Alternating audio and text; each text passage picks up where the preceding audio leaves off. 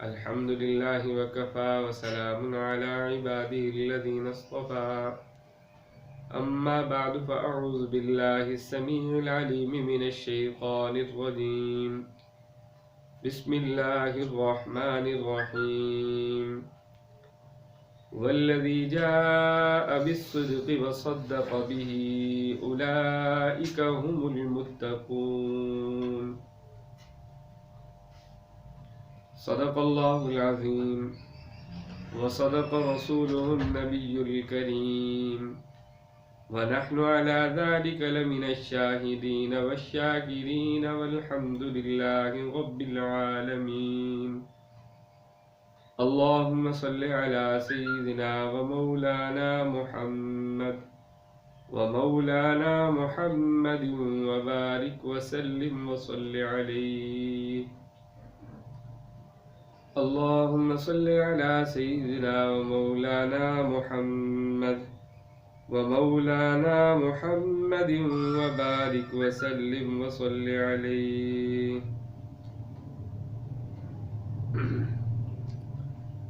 جمادی الاولیٰ کا مہینہ ہے اور حضرت سیدنا صدیق اکبر رضی اللہ تعالی عنہ جمادی الثانی کا مہینہ ہے. حضرت سیدنا صدیق اکبر رضی اللہ تعالی عنہ کی وفات جمادی الثانی کے اندر ہوئی. سیدنا صدیق اکبر رضی اللہ تعالی عنہ محبوب علیہ الصلوۃ والسلام کے وہ صحابی ہیں جو آپ کے بعد بلا فصل خلیفہ بنے اور آپ کے جانشین منتخب ہوئے. اور اہل سنت والجماعت کا عقیدہ یہ ہے افضل الانبیاء سیدنا صدیق اکبر رضی اللہ تعالی عنہ ہیں. افضل البشر بعد الانبیاء کہ تمام بشروں میں سب سے افضل انبیاء کے بعد سیدنا صدیق اکبر رضی اللہ تعالی عنہ کا درجہ ہے. انسانوں کا عجیب معاملہ ہے، اگر یہ ماننے لگے تو مٹی اور لکڑی اور ان کو بھی معبود مان لیتی ہے. مٹی کی ڈھیری کے سامنے جھک جاتی ہے، مٹی سے بنے ہوئے بتوں کے سامنے جھک جاتی ہے، لکڑی سے جلنے والی آگ کے سامنے جھک جاتی ہے. اور اگر نہ ماننے پہ آئے تو اسی کائنات کے اندر اللہ کے نہ ماننے والے موجود، رسول اللہ صلی اللہ علیہ وسلم کے انکار کرنے والے موجود، اور وہ پاکیزہ شخصیات جنہوں نے آپ علیہ الصلوۃ والسلام کا ساتھ دیا، آپ علیہ الصلوۃ والسلام کے لیے قربانیاں دی، اور آپ علیہ الصلوۃ والسلام کے لیے اپنے جان، اپنی مال اور اپنے اہل و عیال کو لٹایا، ان کا بھی انکار کر دیتے ہیں اور ان پر بھی زبان درازی کرتے ہیں. یہ ایک انسانی عقل کی ایک عجیب فلسفہ اور عجیب جو ہے وہ خام خیالی ہے کہ انسان جو ہے ایک طرف تو ادھر جھک جاتا ہے اور ایک طرف اتنی بڑی شخصیات پر بھی بات کرنے اور تبرہ کرنے سے منع نہیں ہوتا. سیدنا صدیق اکبر رضی اللہ تعالیٰ عنہ وہ صحابی ہیں جن کے بارے میں قرآن مجید کے اندر مختلف مقامات پر اللہ رب العزت نے ان کے فضائل کو بیان فرمایا، ان کے بارے میں آیات نازل ہوئی. قرآن مجید کے اندر آتا ہے فَأَمَّا مَنْ أَعْطَى وَاتَّقَى وَصَدَّقَ بِالْحُسْنَى. مفسرین کرام نے لکھا ہے کہ اس سے مراد سیدنا صدیق اکبر رضی اللہ تعالیٰ عنہ ہے. اور ایک جگہ یا ایھا الذین آمنوا لا تتبعوا خطوات الشیطان ومن یتبع خطوات الشیطان فإنہ یأمر بالفحشاء والمنکر. اس رکوع کے اندر اللہ رب العزت ارشاد فرماتے وَلَا يَأْتَلِ أُولُو الْفَضْلِ مِنْكُمْ وَالسَّعَةِ أَنْ يُؤْتُوا أُولِي الْقُرْبَى کہ اما عائشہ صدیقہ رضی اللہ تعالی عنہ پر تہمت لگانے والے سیدنا صدیق اکبر رضی اللہ تعالیٰ عنہ کے رشتہ دار تھے، اور ان کا وظیفہ جو ہے سیدنا صدیق اکبر رضی اللہ تعالیٰ عنہ دیتے تھے. جب ان کا وظیفہ دیتے اور بیٹی کے تہمت لگانے میں وہ شریک پائے تو آپ نے فرمایا میں ان کا وظیفہ نہیں دوں گا. تو تو اللہ رب العزت نے کہا وَلَا يَأْتَلِ أُولُو الْفَضْلِ مِنْكُمْ وَالسَّعَةِ أَنْ يُؤْتُوا أُولِي الْقُرْبَى، کہ جو مال کے اعتبار سے وسعت رکھتے ہیں، فضل والے ہیں، ان کو چاہیے کہ جو قریبی رشتہ دار ہیں، مستحق ہیں، ان کا جو ہے وظیفہ بند نہ کرے. الا تحبون ان یغفر اللہ لکم، کیا تم پسند نہیں کرتے کہ اللہ تمہاری مغفرت فرمائے؟ تو سیدنا صدیق اکبر رضی اللہ عنہ جب یہ آیات نازل ہوئی ان کا وظیفہ جاری فرما دیا. اور اسی طرح ایک مقام پہ آتا ہے کہ 100 کے قریب وہ لوگ جو اللہ کی وجہ سے مار کھا رہے تھے کہ ایمان لائے اور غریب تھے، اور ان کے مولا، ان کے سردار ان کے ساتھ تشدد کرتے تھے، صرف ایمان لانے کی وجہ سے، اللہ کی توحید کا اقرار کرنے کی وجہ سے سیدنا صدیق اکبر رضی اللہ عنہ اپنا مال دے کر ان کو رہا کروایا، جس میں حضرت بلال حبشی رضی اللہ تعالیٰ عنہ بھی تھے. اور قرآن مجید کی ایک آیت ہے وَالَّذِي جَاءَ بِالْحَقِّ وَصَدَّقَ بِهِ أُولَٰئِكَ هُمُ الْمُتَّقُونَ. حضرت امام رازی رحمۃ اللہ علیہ اس کی تفسیر کے اندر لکھتے ہیں ان المرادہ، کہ بے شک مراد اس سے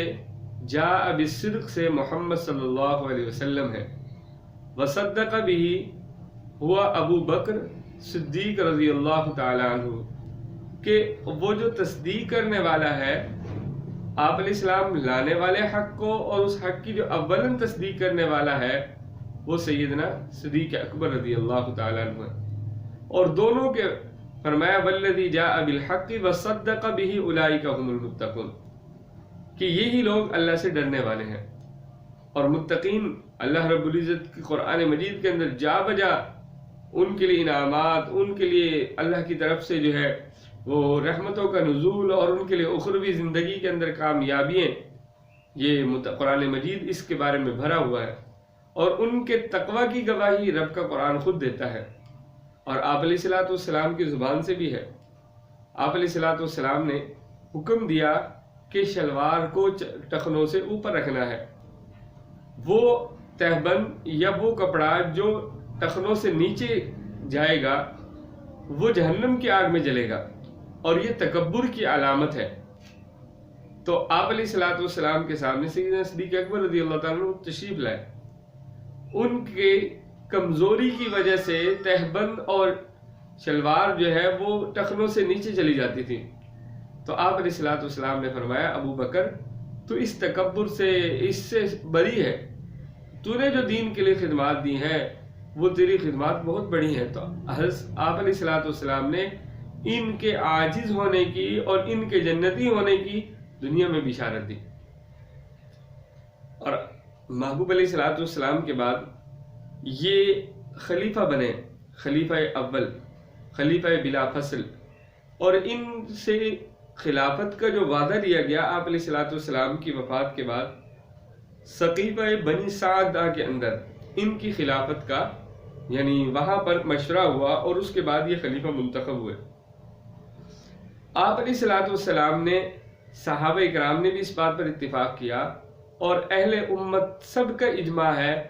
کہ آپ علیہ الصلوۃ والسلام کے بعد سب بلا فصل خلیفہ سیدنا صدیق اکبر رضی اللہ عنہ. کیوں کہ انہوں نے دیکھا کہ آپ علیہ الصلوۃ والسلام نے اپنے جو اسلام کے اندر ایک اہم امر ہے، احادیث میں بھی ہے، آپ نے بھی سنا ہوگا احادیث مبارکہ میں، کہ نماز دین کا ستون ہے. آپ علیہ الصلوۃ والسلام نے فرمایا کہ جس نے نماز کو قائم کیا اس نے دین کی عمارت کو قائم کیا، اور جس نے نماز کو گرا دیا فقد ہدم الدین، اس نے دین کی عمارت کو گرا دیا. تو جب آپ علیہ الصلوۃ والسلام اپنے بعد اپنی زندگی کے اندر 2-3 نمازیں تو آپ علیہ الصلوۃ والسلام نے سیدنا صدیق اکبر کی اقتداء میں ادا کی، اور آپ کے حیات کے اندر حضرت سیدنا صدیق اکبر رضی اللہ تعالیٰ عنہ نے نماز پڑھائی. اور اسلام کے اندر کسی چیز کا ثبوت آپ علیہ الصلوۃ والسلام سے جو ہوتا ہے وہ 3 طرح سے ہوتا ہے، کہ آپ علیہ الصلوۃ والسلام کے قول کو، آپ علیہ الصلوۃ والسلام کے فعل کو، اور آپ علیہ الصلوۃ والسلام کے عمل کو، اور ایک تقریر کہ ان کو کیا کہا جاتا ہے کہ یہ اسلام میں حجت بنتی ہیں. شریعت محمدی کے اندر وہ حجت بنتی. آپ کا قول، آپ کا فعل، آپ کی تقریر، یہ شریعت اسلامی، شریعت محمدی کے اندر حجت بنتی ہے. اگرچہ شارع اکبر جو ہے وہ اللہ رب العزت کی ذات ہے کہ اس نے اس شریعت محمدی کو بنایا، لیکن بعض احکامات کے اندر محبوب علیہ الصلوۃ والسلام کی بات شارع اصغر جو ہے وہ آپ علیہ الصلوۃ والسلام کو کہا جاتا ہے. تو آپ علیہ الصلوۃ والسلام نے سیدنا صدیق اکبر رضی اللہ تعالیٰ عنہ کی امامت اور خلافت کو ان تینوں طریقے سے کیا تاکہ جو ہے وہ بعد والوں کے اندر اشتباہ نہ رہ جائے، وہ یہ نہ کہیں کہ آپ نے صرف عمل سے کر کے دکھلایا، کوئی کہے کہ صرف آپ نے قولی کہا تھا، کوئی کہے کہ آپ ویسے ہی خاموش ہو گئے تھے. کہ آپ کے سامنے قول وہ ہوتا ہے کہ آپ علیہ الصلوۃ والسلام زبان سے صراحتاً کسی امر کا حکم فرما دیں، فعل وہ کہ آپ علیہ الصلوۃ والسلام نے کیا،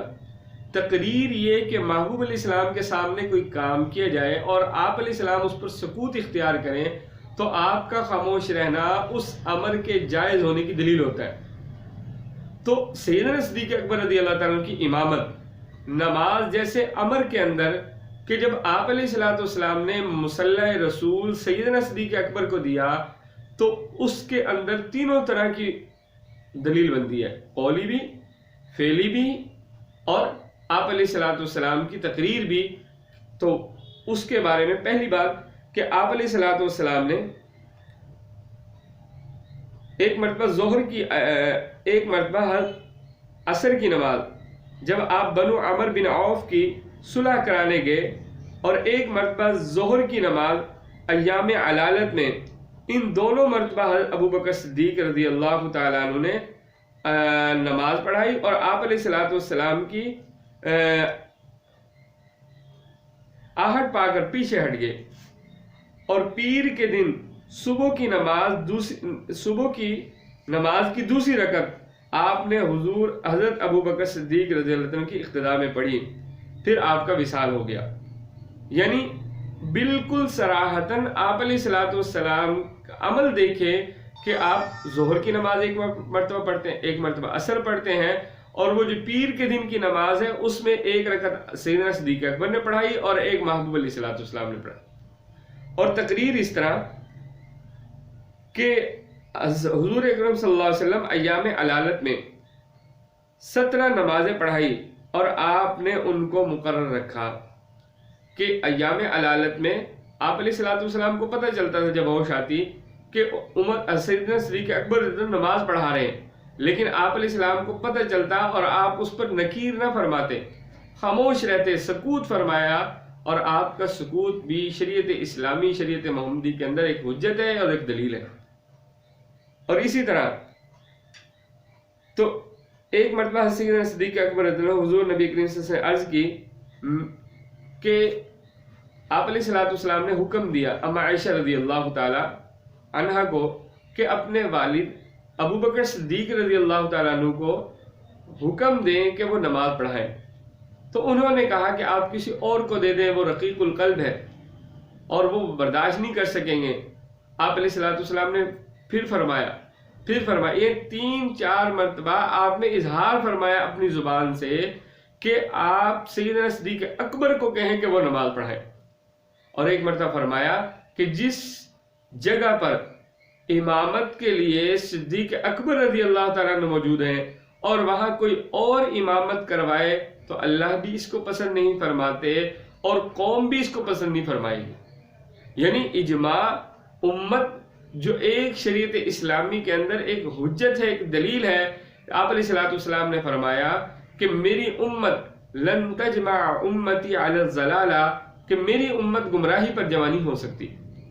تو اجماع امت کہ قوم بھی اس کو پسند نہیں فرماتی کہ ابو بکر صدیق کے علاوہ جو ہے کوئی اور جو ہے وہ مصلی امامت پر ہے، اور اللہ بھی اس کو پسند نہیں فرماتے. تو اس سے آپ علیہ الصلوۃ والسلام کی یعنی قولاً آپ علیہ الصلوۃ والسلام نے سیدنا صدیق اکبر کی امامت کا حکم ارشاد فرمایا. آپ علیہ الصلوۃ والسلام کو کتنی محبت تھی سیدنا صدیق اکبر سے کہ ایک مرتبہ حضرت عمر رضی اللہ تعالیٰ عنہ اور حضرت سیدنا صدیق اکبر کی آپس میں کوئی ناراضگی ہو گئی اور اس کا سبب جو ہے وہ اگرچہ ظاہراً سیدنا صدیق اکبر رضی اللہ عنہ کی طرف سے تھا، لیکن سیدنا صدیق اکبر رضی اللہ عنہ معذرت کرتے، عمر رضی اللہ عنہ معذرت قبول نہیں کر رہے تھے. تو سیدنا صدیق اکبر رضی اللہ تعالیٰ عنہ نے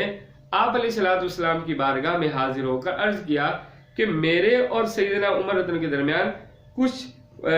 جو ہے ناراضگی چل رہی ہے، تو آپ جو ہے حضرت عمر رضی اللہ تعالیٰ عنہ کو جو ہے کہہ دیں میرے اور عمر کے درمیان کچھ رشنی. میں نے فوراً اس سے معافی مانگی مگر انہوں نے معاف نہیں کیا. حضور صلی اللہ علیہ وسلم نے یہ سن کر 3 بار فرمایا اللہ تمہیں معاف کرے، اللہ تمہیں معاف کرے. یعنی سیدنا صدیق اکبر رضی اللہ عنہ کو فرمایا اللہ تمہیں معاف کرے. اور حضور صلی اللہ علیہ وسلم نے یہ سن کر 3 بار فرمایا. ادھر بعد میں حضرت عمر رضی اللہ عنہ کو ندامت ہوئی اور وہ حضرت صدیق اکبر رضی اللہ عنہ کو ڈھونڈتے ہوئے آپ علیہ الصلوۃ والسلام کے پاس پہنچ گئے، مگر وہ وہاں بارگاہ نبوت میں نہ ملے. تو حضور اکرم صلی اللہ علیہ وسلم نے حضرت عمر کو دیکھا تو غصے سے آپ کا چہرہ متغیر ہو گیا. حضرت ابوبکر صدیق نے جب یہ رنگ دیکھا اور وہ مزاج شناس رسول تھے، آپ علیہ الصلوۃ والسلام کا رخ انور کو پڑھ لیتے تھے، تو فرمایا حضور غلطی میری تھی، زیادتی میں نے کی. حضور نے فرمایا حضرت عمر کی طرف دیکھ کر فرمایا مجھے اللہ نے رسول بنا کر بھیجا ہے، پھر تم لوگ وہ تھے جنہوں نے مجھے جھٹلایا، اور جس نے میری تصدیق کی وہ ابو بکر تھے، اور جنہوں نے اپنی جان سے میری غم گساری کی وہ ابو بکر تھے، اور جنہوں نے اپنے مال سے میری مدد کی وہ ابو بکر تھے. اور پھر دوبارہ فرمایا کیا تم میرے صاحب کو چھوڑ دو گے میرے جانے کے بعد؟ تو آپ علیہ الصلوۃ والسلام نے اتنے جلیل القدر صحابی کہ جن کو خود رسول اللہ صلی اللہ علیہ وسلم نے دعا کر کے مانگا، ان کو بھی فرمایا کہ میرے صدیق اکبر اور میرے درمیان ایک ایسا تعلق ہے، اگر کوئی صدیق اکبر رضی اللہ تعالیٰ عنہ کو ناراض کرتا ہے تو وہ صدیق اکبر رضی اللہ عنہ کو ناراض کر کے رسول اللہ صلی اللہ علیہ وسلم کی خوشنودی نہیں پا سکتا. حالانکہ وہاں پر صدیق اکبر رضی اللہ عنہ خود فرماتے ہیں کہ میری طرف سے زیادتی تھی، لیکن یہ بھی آپ علیہ الصلوۃ والسلام کو پسند آئی. اور کیا فرمایا کہ یہ وہ بندہ ہے جس نے تم سب نے جھٹلایا اور اس نے میری تصدیق کی. اور آپ علیہ الصلوۃ والسلام نے تو یہاں تک فرمایا کہ میں نے دنیا کے اندر ہر بندے کے احسان کا بدلہ چکا دیا، لیکن ایک بندہ ایسا ہے جس کے احسانات کا بدلہ میں محمد اس دنیا میں نہیں دے سکا. کل قیامت کے دن اللہ رب العزت سیدنا صدیق اکبر رضی اللہ عنہ کو خود بدلہ عطا فرمائیں گے. اور کیسا بدلہ عطا فرمائیں گے؟ سیدنا صدیق اکبر رضی اللہ عنہ کے بارے میں آتا ہے کہ جب جنت کے دروازے جو ہیں وہ کوئی صائمین کے لیے ہے، کوئی مصلیین کے لیے ہے، کوئی مجاہدین کے لیے ہے، کوئی جو ہے اللہ کے نیک بندوں کی خدمت کرنے والوں کے لیے ہے، تو جنت کے دروازے اور جنت کے ہر دروازے سے سیدنا صدیق اکبر رضی اللہ عنہ کو پکار ہوگی کہ آپ تشریف لائیں، ہمارے اندر سے دخول کریں جنت میں دخول کے لیے. تو یہ ان کے احسانات آپ علیہ الصلوۃ والسلام کی ذات پر، اور کل قیامت کے دن اللہ رب العزت اس طرح ان کو بدلہ عطا فرمائیں گے کہ جس جنت کے دروازے سے چاہیں گے جنت میں داخل ہو جائیں. اور سیدنا صدیق اکبر رضی اللہ تعالیٰ عنہ کی ذات وہ ذات ہے جو آپ کے بعد مصلی رسول پر آپ کی موجودگی میں آئی،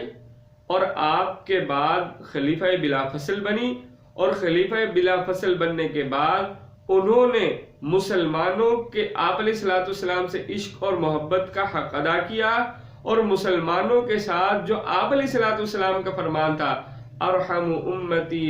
بامتی ابو بکر، کہ میری امت میں میری امت پر سب سے زیادہ رحم کرنے والا وہ ابو بکر ہے، وہ کر کے دکھلائے. کہ بیت المال سے وظیفہ مقرر ہوا مشورے کے بعد کہ اتنا وظیفہ خلیفہ وقت کو جائے گا، خلیفہ وقت کو اتنا وظیفہ جائے گا. چونکہ خلیفہ وقت لوگوں کے نظام میں امور میں سلجھانے میں مشغول ہوتے ہیں، وہ کوئی کاروبار نہیں کر سکتے، تو کاروبار نہیں کر سکتے، بیت المال ان کو اس وجہ سے کوئی وظیفہ دے گا. آج کل تو ایسے ہوتا ہے کہ ایک وزیر ہے، ایک بڑے عہدے پر ہے، وہ اپنے کاروبار کے ہوتے ہوئے بلکہ اس کاروبار کو سیٹل کرنے کے لیے، اس کاروبار کو عمدہ کرنے کے لیے وہ بندہ جو ہے آتا ہی ریاست کے امور کے اندر اس کا دخول اسی لیے ہوتا ہے کہ اپنے کاروبار کو مستحکم کرو، اور ادھر خلیفہ وقت ریاست مدینہ کا اول خلیفہ جو ہے وہ جب آتا ہے تو نظام امور میں مشغول ہونے کی وجہ سے کاروبار نہیں کر سکتا، تو بیت المال سے اس کا وظیفہ مقرر ہوتا ہے۔ کچھ دنوں کے بعد ان کی بیوی ان کے لیے جو ہے حلوہ پیش کرتی ہیں، حلوہ کھاتے ہیں اور پوچھتے ہیں کہ یہ حلوہ کیسے بنایا، بیت المال سے اتنا وظیفہ تو نہیں آتا کہ ہم حلوہ بنا کے کھا سکیں۔ کہا روزانہ تھوڑا تھوڑا میں گھی، تھوڑی شکر، تھوڑا جو ہے سوجی، یہ میں روکتی تھی، اور آج اتنا ہوا کہ میں جو ہے وہ اس کے آپ کے لیے میٹھا بنا سکی۔ تو فرمایا مجھے لگتا ہے کہ مسلمانوں کے مال میں سے اتنا مال زیادہ آ رہا ہے، فوراً ہی اس کو منہا اور اس کو ختم کروا دیا۔ تو یہ سیدنا صدیق اکبر رضی اللہ تعالیٰ عنہ تھے جو آپ علیہ الصلوۃ والسلام کے جانثار صحابی اور آپ علیہ الصلوۃ والسلام کے